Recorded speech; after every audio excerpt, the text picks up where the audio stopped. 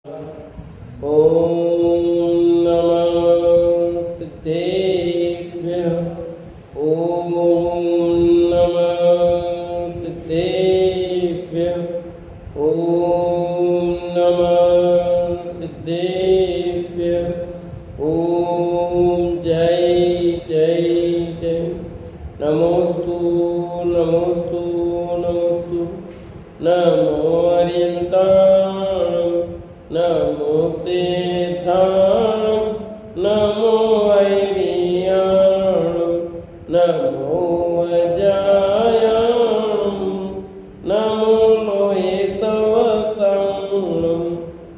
मंगलम भगवान वीरो मंगलम गौतमो गणी मंगलम कुंद कुंदारो जैन धर्मोस्तु मंगलम सर्वमंगलम मांगल्यम सर्वकल्याणकारकं प्रदानं सर्वधर्माणां जैनं जयतु शासनं जैनं जयतु शासनम्।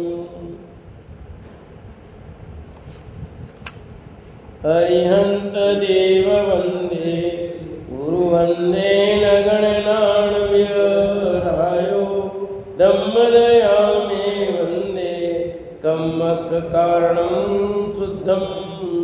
बोले जिनवाणी मात की जय हो। बोले सती मात की जय हो। सुदृष्टि तरंगिणी नाम का ग्रंथ 36वां पर्व, चौथी, पांचवी, छठवीं प्रतिमा का वर्णन।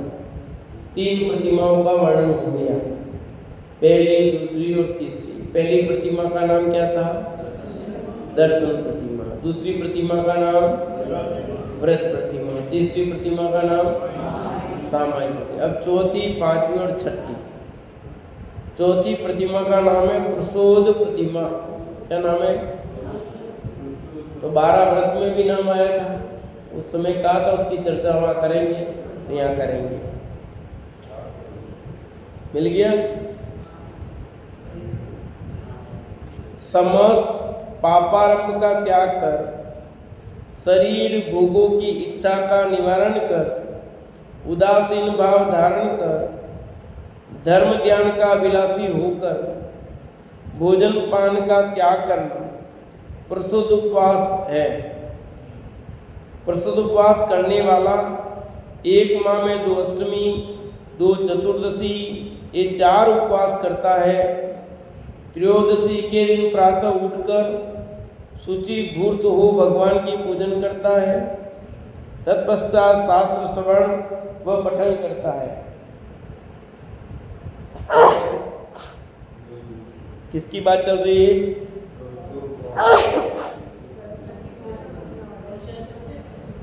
चौथी प्रतिमा जो है प्रसुद्ध प्रतिमा,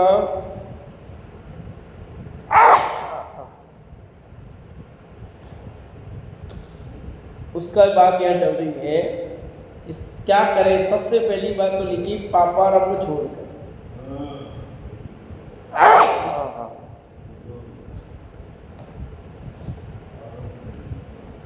तो पापारंभ नहीं छोड़ेगा तो उपवास नहीं होना है। और अपन उपवास चले तो पहले पापारंभ करते फिर उपवास करते। यह कहा पापारंभ त्याग कर। कितने सारे प्रश्न उठेंगे मन में भी। भोगों की इच्छा का निवारण कर, दूसरा शरीर और भोगों की इच्छा इसका त्याग निवारण कर, मतलब ये इच्छा पैदा नहीं हो।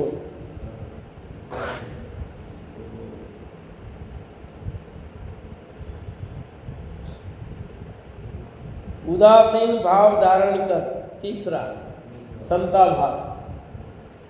धर्म ज्ञान का अभिलाषी होकर क्या करना? धर्म। फिर उसके बाद नंबर आया भोजन पान का त्याग। इतना प्रोसेस जो हो तो वो प्रोसेस अगला जो काम का है। हम सब ये नहीं करके भोजन पान का त्याग कर देते हैं। पर ये जो बातें लिखी हैं, पापारंभ का त्याग कर नहीं बनता, शरीर भोगों की इच्छा का निवारण होता नहीं, उदासीन भाव होता नहीं, धर्म ध्यान होता नहीं, ये 4 तो होते नहीं, वो एक हो जाता है। तो इसलिए वो पुरुषोत्तम उपवास या उपवास होता ही नहीं। क्योंकि कितने प्रश्न है, अब घर में है, खाना तो बनाना ही पड़ेगा, उनको भूखे रखें क्या?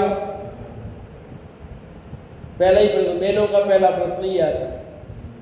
आप कहते हो बात तो सब ठीक है, पर आप ही बताओ क्या करें, उनको भूखे रखें क्या? है? तो घर में अकेले करने वाला कोई नहीं है, 50 प्रश्न, तो मत करो ना। जब नहीं हो रहा है तो मत करो, नाम बढ़ाओ।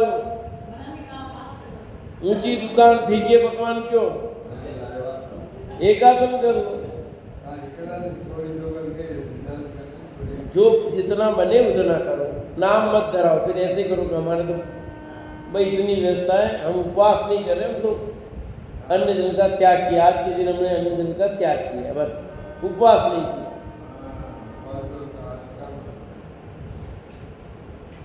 पुरुषोपवास करने वाले का लिखा 1 महीने में 2 अष्टमी आती है और 2 चतुर्दशी आती है, 4 उपवास 1 महीने में करेगा।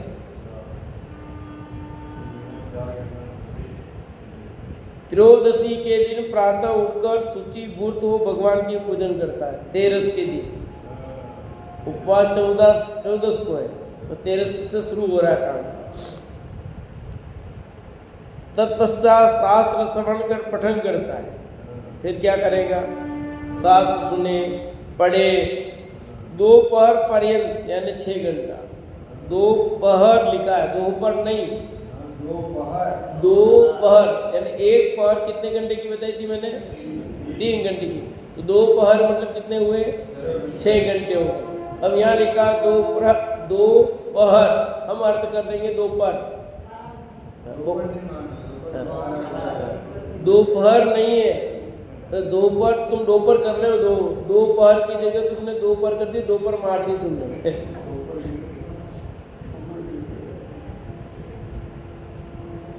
दोपहर पर्यंत धर्म ध्यान का सेवन कर, मुनि श्रावकों को दान देकर, निष्प्रमादी रहने के लिए स्वयं अल्प भोजन करके तत्पश्चात 16 पहर पर्यंत के लिए भोजन पान करने का त्याग कर देता है।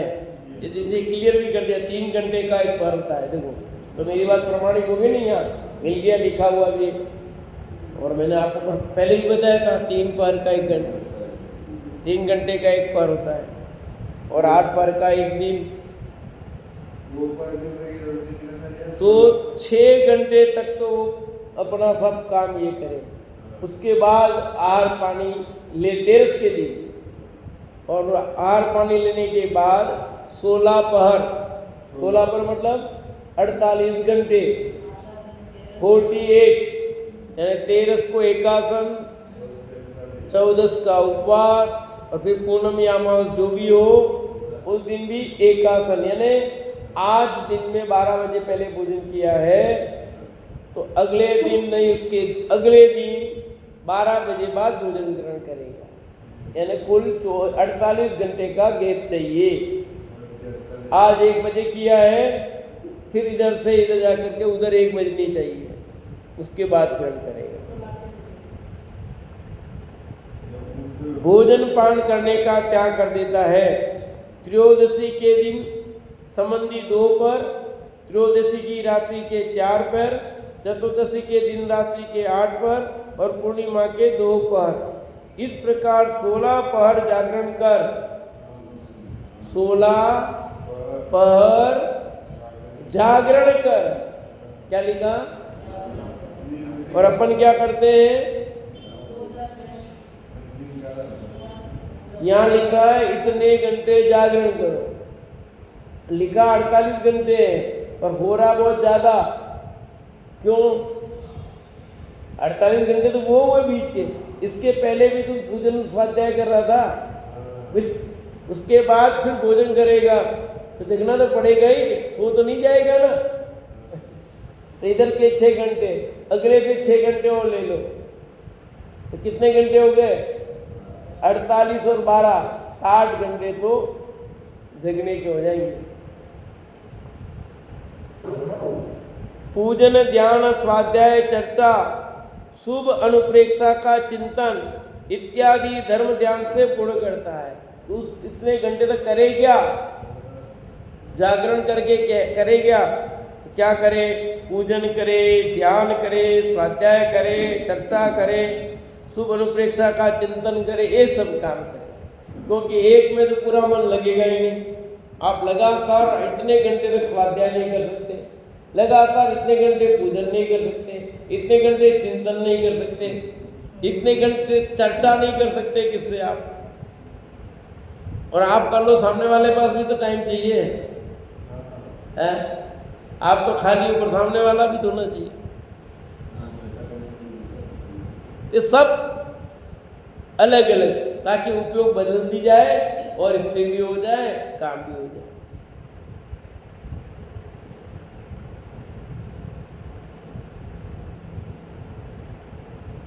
पूर्णिमा के दिन दोपहर के बाद घर जाकर द्वारा प्रेक्षण भावना भाकर मुनि श्रावक को दान देकर दुखित भुखित को संतुष्ट कर तदंतर स्वयं पारणा कर एक बार भोजन करता है।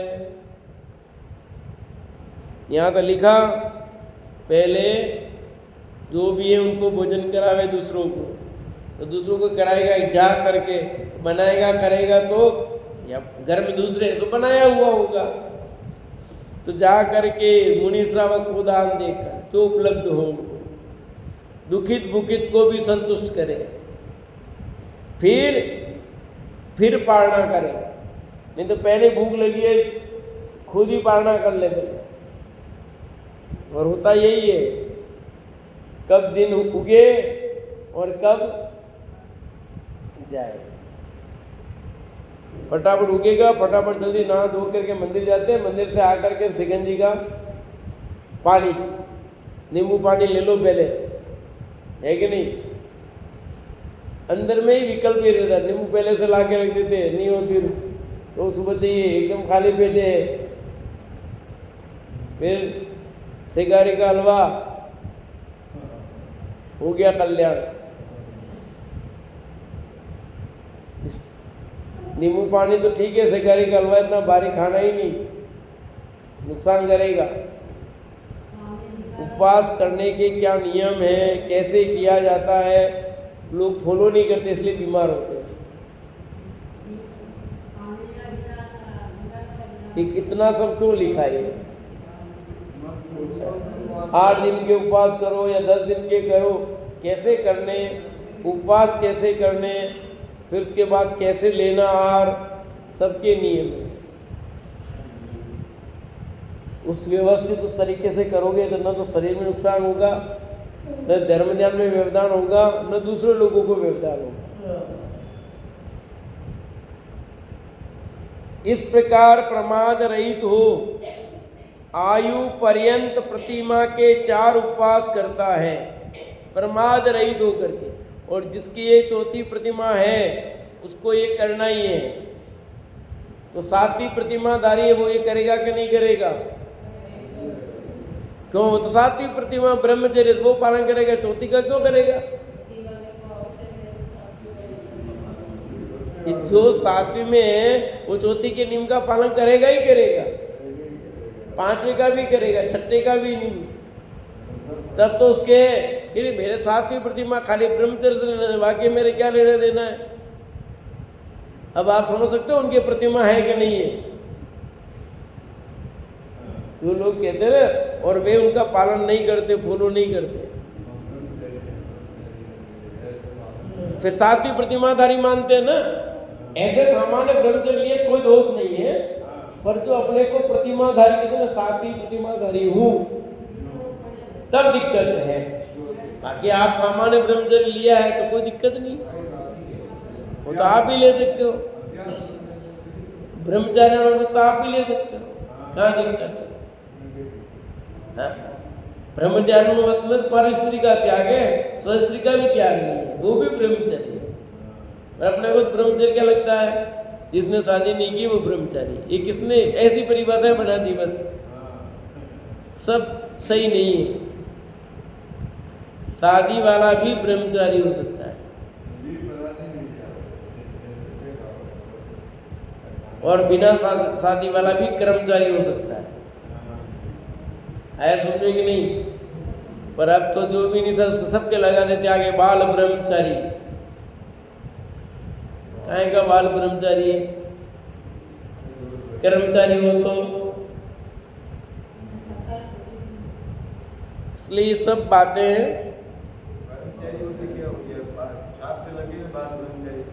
गलत लगा रहे ना, क्योंकि वो कर्मचारी है। कर्मचारी मतलब कर्म कर रहा है। बाहर से बोले ब्रह्मचारी, ब्रह्मचारी क्या शादी नहीं की है? शादी नहीं करने का नाम ब्रह्मचारी नहीं है, बाल ब्रह्मचारी नहीं है। ऐसी परिभाषा जिनागम में कहीं भी नहीं मिलेगी, कहीं भी नहीं मिलेगी।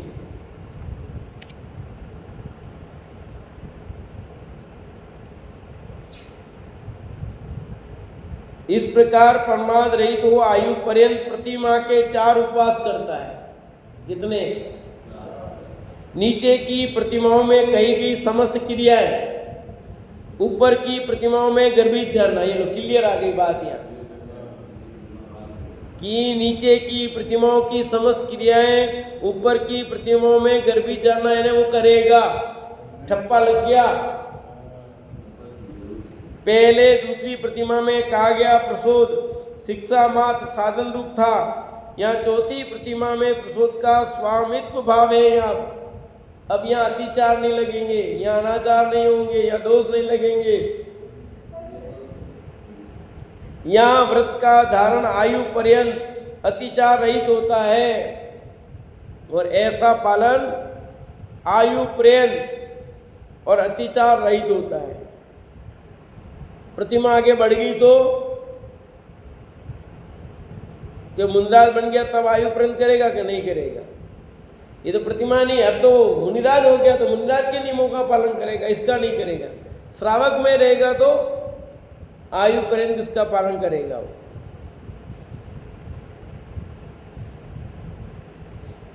अतः प्रसोद प्रतिमा है, इसके अप्रत्यवेक्षित अपरामर्जित उत्सर्गादान संस्त्रोपक्रमण और अनादर अनुस्मृति, ये 5 अतिचार हैं। प्रसोद को बैठते समय भूमि को शोधन किए बिना ही प्रसोद के लिए बैठ जाना अप्रत्यवेक्षित अतिचार है। बिना देखे बैठ गए। बैठना है, मना नहीं है बैठने का, पर बिना सोधे ऐसे बैठ गए, ध्यान ही नहीं रखा बिल्कुल। बहुत ध्यान रखना पड़ता है, बहुत ध्यान रखना पड़ता है। आप पानी छानो करो, उस समय बर्तन रखा आपने उसका देखो अंदर चींटी तो नहीं है कहीं, आपने कहा था चींटी हो, कोई जानवर चढ़ जाए कुछ, उसको देख लो, फिर अच्छे पानी से धो, फिर वापस करो। पानी पियो और समय तो देख करके ही पियो। अपने ढक्के रखा कुछ भी हो तो भी एक बार देख करके ही पियो। कई लोग कारण क्या है, कई चीज़ों की बीमारियां ऐसे होती है हम ध्यान नहीं रख पाते और हमारे उस पानी में या भोजन में सब कहीं न कहीं कोई चीज़ जीव चला जाता है और वो जीव जो है वो हमारे शरीर में नुकसान पहुंचाता है। एक चींटी चली गई आपके भोजन में, वो आपकी बुद्धि को खत्म करती है, खुजली पैदा करती है, बहुत बड़ा नुकसान करती है और सबसे ज़्यादा यही है चींटी का लफड़ा है। तो बहुत ध्यान रखना चाहिए। इसलिए बाजार का जो खाना है ना वो निषेध क्यों है? ये शादी ब्याह के तो खाने में निषेध क्यों है?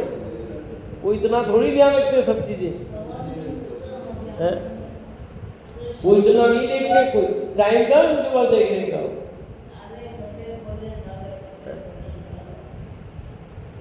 वो चावल कट्टा आएगा तो देख करके सोच करके डालेंगे, लाए धोएंगे जरूर, धोने में जो ऊपर निकल गए हो गए, अगर फिर तो मर गए ना, अंदर को चला गया तो क्या है? खाते ही नहीं, बोले सोच में आते तो भी चावल लेते ही नहीं।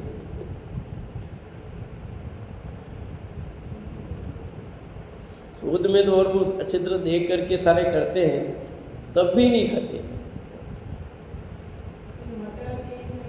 सब देखना बहुत जरूरी है। आपने अभी मैं गया, हमने देख के रखे यूँ करके सारा चावल दिए, मैंने ठीक है मैंने, और फिर उसमें धनेरे निकल गए।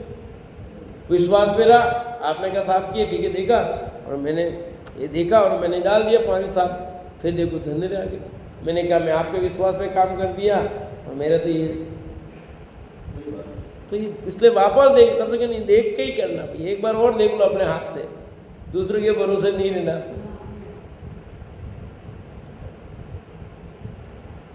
व्रतधारी का प्रशोध करने पर भूमि का शोधन करते हुए भी कोमल पीछी या कोमल वस्त्र से शोधन नहीं करके मोटे वस्त्र या कठोर पीछी से शोधन करना अप्रामर्जित अतिचार है।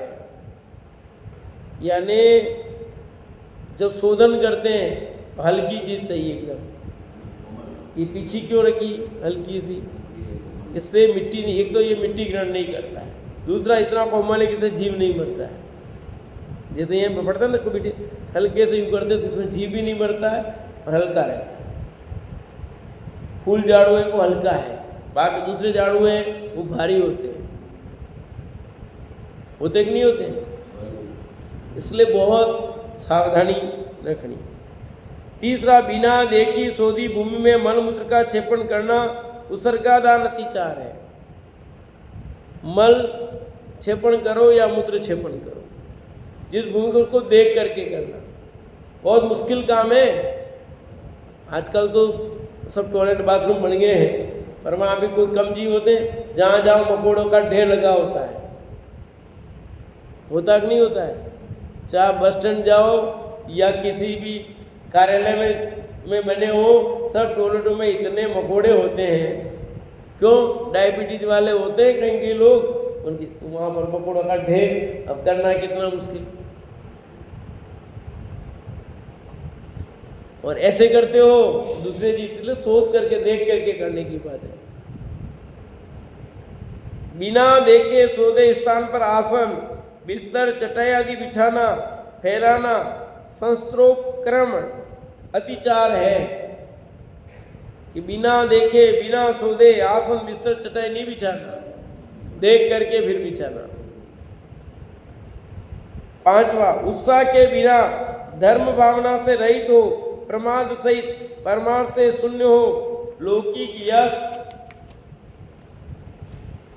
के लोभवश अन्य को दिखाने के लिए अनादर भावपूर्वक प्रशोध क्रिया करना अनादर अनुस्मृत्य अतिचार है। कितनी बातें आ गई इसमें देखो। पहला लिखा उत्साह के बिना करोगे तो फल नहीं मिलेगा, धर्म भावना से रहित होकर करोगे तो अतिचार है, परमार्थ सहित करोगे तो अतिचार है, क्योंकि आपने नियम लिया और फिर ऐसे कर रहे हो। परमार्थ से शून्य है तो भी अतिचार है, लौकिक यश के लोभवश कर रहे हो तो अतिचार है, अन्य को दिखाने के लिए किया है तो अतिचार है, अनादर भाव पूर्वक प्रस्तुत क्रिया की तो भी अतिचार है। अनादर अनुस्मृत अतिचार कहलाता है ये सब, क्योंकि आदर भाव नहीं है सब में, अनादर भाव है। तो आप दूसरों को दिखाने के लिए करोगे तो अलग ही चीज होगी। व्रत उपवास जो भी किए जाए वो अपने लिए करना, स्वाध्याय करो तो अपने लिए करो, दूसरों को दिखाने के लिए नहीं। दूसरों को दिखाने के लिए करते हैं उसमें भाव अलग होता है, और अपने लिए करते हैं तो भाव। कपड़े खरीदने जाते हैं देखो आइटम, तो क्या पूछता है वो साड़ी लेने जाओ, अभी राखी का सीजन है, सब जैसे साड़ियाँ लेने जाएंगे तो दुकानदार कितने की निकालो, फिर पता देने के लिए चाहिए कि खुद के लिए चाहिए। क्या मतलब? अनिल भैया बैठा ना, बोलो, कहते पूछते नहीं बोलते, देने के लिए चाहिए कि खुद के लिए चाहिए? देने के लिए चाहिए तो साथ से, और खुद के चाहिए तो दोनों फर्क पड़ रहा है कि नहीं पड़ रहा है? कि भाई देनी तो कितने तक की देनी है उस हिसाब से, वो लेनी है तो फिर अपनी मर्जी से कम ज़्यादा जो भी होगी सब वो जाता हुआ कहता कि हमको देने के लिए साड़ियाँ चाहिए, वैसे दिखाओ 300 वाली, 400 वाली, 500 वाली हिसाब से, और खरीदनी है 2000, 1000, 3000, 4000, 5000, जैसे भी जिसको जितनी होता कि नहीं होता? तो यहाँ आप जो व्रत कर रहे हो अपने लिए कर रहे हो, कि दूसरों को दिखाने के लिए कर रहे हो? किसके लिए करना? स्वाध्याय किसके लिए करना? अपने लिए करना कि दूसरों के लिए करना है? एक अपने लिए स्वाध्याय करना, एक दूसरों के लिए स्वाध्याय करना, फर्क होता है। आप मंदिर आते हो अपने लिए आते हो, दूसरों के लिए आते हो, वहां फर्क पड़ जाता है। नौकर काम करता है आपकी दुकान पर और आप काम करते हो, कोई अंतर होता है उसमें? है?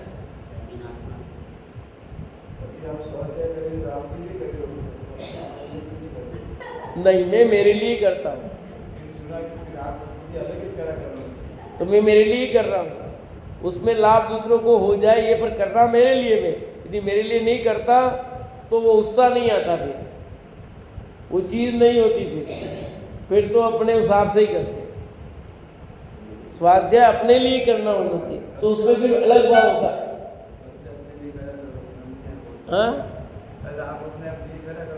हम हमारे लिए करते हैं। हमारे करने में, सुनने में किसी को लाभ होता हो तो हो, हम दूसरों के लिए नहीं करते, अपने लिए ही करते हैं। हाँ, क्या चीज़? इसमें तो अपना भाव रहता, लिखे हुए थोड़ी। मेरे अंदर में मेरा क्या भाव चल रहा है वो है कि मैं, मेरी मुख्यता किसकी है कि मैं मेरे लिए करूँ, दूसरों को दिखाने के लिए नहीं। मैं कर रहा हूँ और मेरे निमित्त से 10 को लाभ हो रहा है, अच्छी बात है, तुमको भी सुना देते हैं। भाव ये रहना चाहिए। आपको सुनाने के लिए फिर तनख्वाह लूँगा 50,000 रुपये महीने के, तब सुना पाऊँगा मैं। फिर महीने की तनख्वाह चाहिए फिर दूसरों को सुनाने के लिए, तो समझ आई नहीं? दूसरों को सुनाने के लिए फिर वो भाव होगा, ठीक है। और खुद के लिए करते हैं, उसमें कोई भाव ही नहीं होता है, कुछ चाहना नहीं होती है। कोई तारीफ करे तो ठीक, नहीं करे तो ठीक, कुछ कोई लेना देना नहीं। क्यों? मैं मेरे लिए कर रहा हूँ। 2 आए तो ठीक, 10 आए तो ठीक, नहीं आए तो ठीक, जो आ जाए वो ठीक है। पर अब जब बैठते हैं स्वाध्याय सामूहिक में तो सबकी समझ में भी आई, ये भाव रहता है, क्योंकि अपने लिए भी कर रहे हैं, साथ में दूसरों का भी समझाने का भाव है कि समझ जाए, सब लाभ ले, ये भाव है। मुख्यता किसकी, ये कहते हैं यहाँ पर। बाहर के लिए आप दूसरों के लिए करने आएगा तो मांगेगा ना, खुद भी काम करना हो तो वो दूसरों के लिए काम करेगा तो पैसा लेगा, खुद भी करेगा, सब करेगा, उसके लिए लेगा। तो दोनों चीज चलती ना। हम तो क्या, पहले प्राथमिकता किसकी, यही तो शब्द का प्राथमिकता अपने लिए है, और मेरे निमित्त से दूसरों को लाभ हो रहा है, अच्छी बात है, तब निमित्त बन रहा, पर मुख्यता किसकी, अपनी हो। इसलिए अपने लिए करते हैं, इसलिए कभी भाव नहीं है कि मैं प्रचुर करके पैसा लूँ, कोई मेरा सम्मान करे, मेरा ये करे, कोई विकल्प नहीं। 2 जनों से चालू किया, ठीक थे, अपन अपने लिए करते थे, 2 जने बैठे, 4, आज इतने लोग बैठ रहे, सब लाभ ले रहे, अच्छी बात है, क्या फर्क पड़ता है। ऐसे ही स्वाध्याय आप अपने लिए सुनो, दूसरों के लिए नहीं। अपने लिए सुनोगे तो आपका फर्क पड़ जाएगा, बैठने का तरीका, सुनने का तरीका, आपकी जिरवाणी सुनने का, सब बात फर्क पड़ जाएगी। जब ये तो कि नहीं जाएंगे ठीक रहेगा, अन्य भाव से जा रहे हैं, तो विकल्प अलग हो जाता है। हाँ, और शुद्ध उपवास व्रत के 5 अतिचार हैं। इनसे रहित, शुद्ध भावना से सहित वैरागी, अपने व्रत का प्रतिपालन करने वाला व्रती, प्रसोद प्रतिमा का धारक उत्तम श्रावक कहलाता है। ऐसा हो तब वो क्या कहलाता है, तब कहलाएगा। अब ये 4 प्रतिमाएं हो गई। पहली कौन सी हुई, दर्शन प्रतिमा, दूसरी, तीसरी और चौथी। तो ये चौथी जो प्रसोद प्रतिमा है, तो अभी हमें सम्यक दर्शन ही नहीं है, तो अब क्यों हम फालतू में भी पढ़े, हमें क्या लाभ होगा कि सम्यक दर्शन नहीं है, तो सम्यक दर्शन प्राप्त करना चाहिए। उसका पुरुषार्थ करना चाहिए। नहीं है तो ये जानने से क्या तब भी लाभ है कि वस्तु स्वरूप क्या है, कैसा क्या होता है, तो पूर्व ज्ञान हो जाएगा। तो आप जब भी आपकी प्रतिमा होगी वो सही होगी आपकी, फिर आपकी गलत नहीं होगी। या मिथ्यात्व के काल में भी अभ्यास रूप आप करोगे तो उसमें सुधार होगा, अच्छा बना होगा।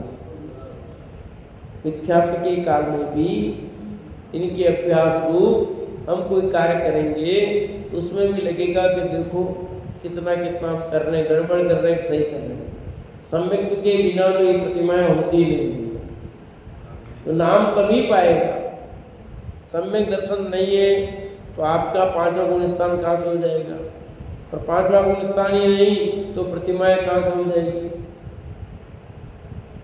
तो सर्वप्रथम तो आत्मानुभूति सम्यक दर्शन प्राप्ति का उपाय करना चाहिए। आपा पर का ज्ञान अवश्य होना चाहिए, गौड़मजिसा में लिखा। सर्वप्रथम तो आपा पर का ज्ञान अवश्य होना चाहिए, ये होना चाहिए। जब तक सही निर्णय नहीं होगा ना तब तक भटकने के चांस है भैया। और सही चीज सही पकड़ में आ गई तो कोई दिक्कत नहीं है। कि आपको पता है कि ये रास्ता इस दिशा में जा रहा है तो आप बराबर, और पता नहीं गलत जा रहे हैं, ठिकाना ही नहीं, तो आपको दिक्कत हो जाएगी। रास्ता सही पता होना चाहिए, फिर आप साइड दूसरी भी जाओगे तो सही जगह पहुंच जाओगे। भाई इधर खोद रखा अपने को पता रास्ते तो आप सही आ जाओगे। अब पता नहीं किधर जाए तो पूछना पड़ेगा फिर। तो सही रास्ते पर चलने से फायदा है। तो ये 5वीं प्रतिमा लेते, 4 प्रतिमा हो गई। 5वीं है सचित्त त्याग प्रतिमा। क्या है? सचित्त त्याग प्रतिमा। 5वीं प्रतिमा का धारी श्रावक सचित्त वस्तु का त्यागी होता है। यह सचित्त जल का उपयोग नहीं करता है। जो सचित्त प्रतिमाधारी होता है वो सचित्त वस्तुओं का उपयोग नहीं करता। कुल मिलाकर यह सचित्त जल का उपयोग नहीं करता है। हाथ, पैर, शीश आदि अंगोपांग कच्चे अप्राकृत जल से नहीं धोता है। अपने हाथ से नदी, सरोवर, कूप, बावड़ी का जल नहीं भरता है। कच्चे जल से स्नान नहीं करता है। वनस्पति को छिलता नहीं है, काटता नहीं है। भोगी जीवों के भोगने योग्य फूल, माला आदि तथा महासुगंधित अनेक जाति के फूलों को यह वृत्ति अपने हाथ से तोड़ता नहीं है, छूता नहीं है, पहनता नहीं है, सूंघता नहीं है। जो सचित्त है ना वो सचित्त का उपयोग नहीं करेगा। पानी है तो प्रास ने छाना हुआ था उसका, और फिर 48 मिनट के अंदर अंदर जो गर्म कर लिया गया है, प्रासूत कर लिया, उस पानी का उपयोग करेगा। पीने में भी वही, नहाने में भी वही, सब काम में वो वही लेगा। जैसे अपन लोग नहाने में तो छान लिया मान लो पानी, बस बाकी कपड़े धोने में क्या करते हैं? पीने में पानी छान के पीते, पर आप पेट धोने, हाथ मुंह धोना है तो फिर कहाँ छानते हो? ठीक है, कदाचित नहाने में ले भी लिया छान करके पानी, फिर कपड़े धोने में लग गई वॉशिंग मशीन, तो पानी कितना छन के आएगा बताओ? गलत है।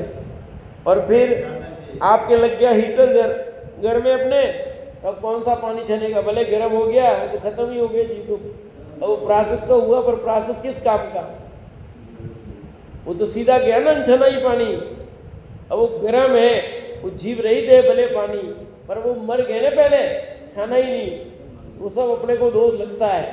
हम उपयोग करते हैं, मैं भी करता हूँ, पर दोष को दोष तो जानो क्या नहीं जानना? दोष को दोष स्वीकार नहीं करेंगे तो नहीं होगा। भाई गलती है, प्रयोग प्रतिदिन नहाता हूँ उसमें बार ये दोष हो रहा है। कितने जीव कितना छानते भी नहीं, छन्ना लगा, इधर से पानी निकल जाता है, इधर निकल जाता है, क्या होता है, कैसा छनता है? थैली लगा दिए, वो तो छना हुआ ही नहीं है पानी एक तरह से। कौन रोज छान रहे पानी उसमें? तो बहुत सावधानी है, पर इतना जानना चाहिए कि इसमें बराबर नहीं होता है।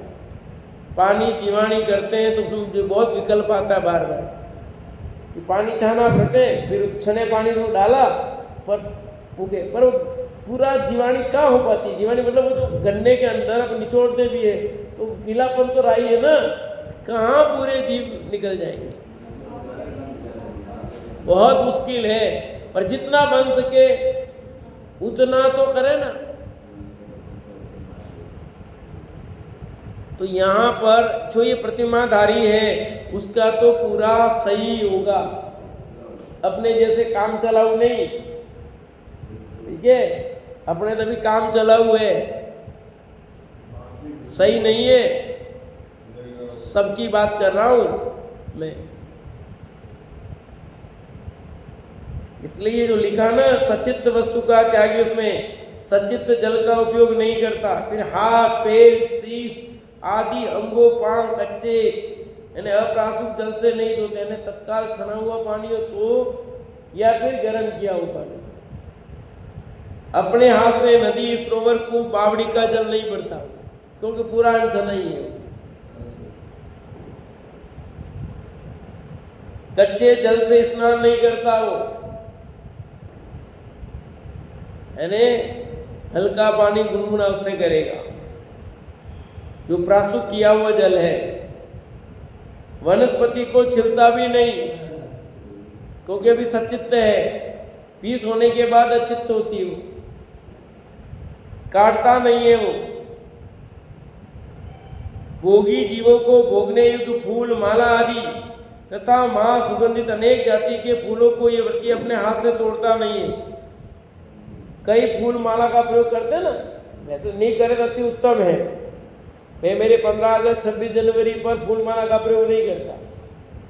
15 अगस्त 26 जनवरी क्या, किसी भी फंक्शन में स्कूल में माला ले जाएगी, अपने पहनाते वही माला रखी है और वही पहनाता। फूल माला का किसी को पहनना काम नहीं, न पहनना न पहनाना। दूसरे किसी को एक आधा वो वहाँ ले आता पहना दिया सरस्वती के, इसके कुछ बोले, अपने पहनाना नहीं करना नहीं, काम खत्म। सब अतिथियों के लिए वही प्रयोग करते हैं।